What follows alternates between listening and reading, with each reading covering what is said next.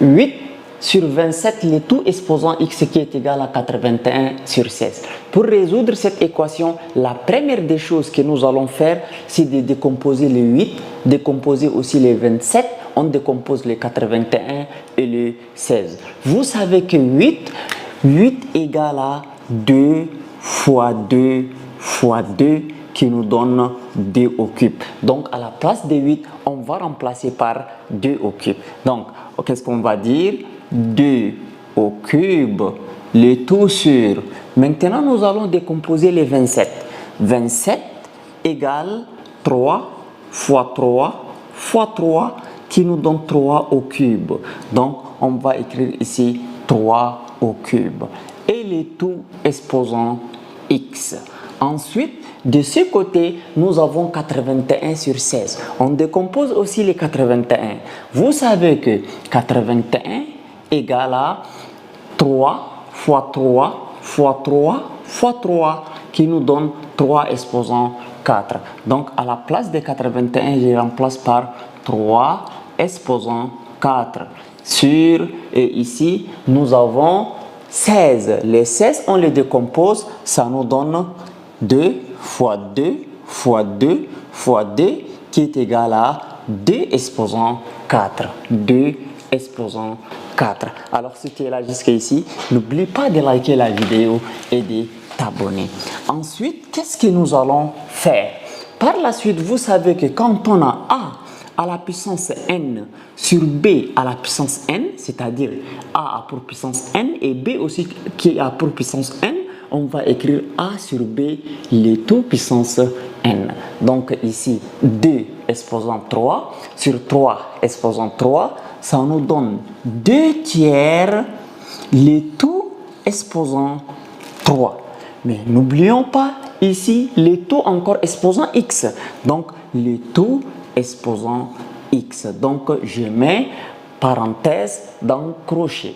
Alors, ici également, 3 exposant 4 sur 2 exposant 4. Les 3 exposant 4, je vais écrire 3 sur 2, le tout exposant 4 de cette manière. Maintenant, je vais me servir de la propriété qui dit a à la puissance m, le tout puissance n, qui donne a à la puissance m fois n. Donc là, je vais multiplier les 3 par le x. Donc, qu'est-ce qu'on va avoir? On va avoir 2 sur 3, le tout exposant 3 fois x qui nous donne 3x. Alors, de ce côté, je vais encore reproduire 3 sur 2 et le tout exposant 4. Alors maintenant, à partir de ces niveaux, qu'est-ce que nous allons faire? Vous savez que quand on a A sur B, je peux aussi l'écrire 1 sur B sur A. N'est-ce pas? Donc quand on a A sur B, je peux l'écrire de cette manière 1 sur B sur A. Ou bien je peux l'écrire B sur A, le tout exposant moins 1. Voilà. Quand par exemple j'ai 2 tiers, je peux dire que c'est égal à 3 sur 2, le tout exposant moins 1.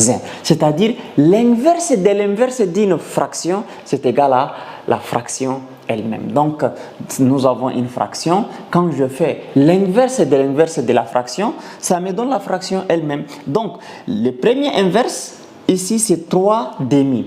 Et le deuxième inverse, c'est moins 1. L'exposant moins 1 là aussi qui est l'inverse. Donc, ici, 3 sur 2, le tout exposant 4. Je peux dire que c'est égal à 2 sur 3, le tout exposant moins 4. Bien.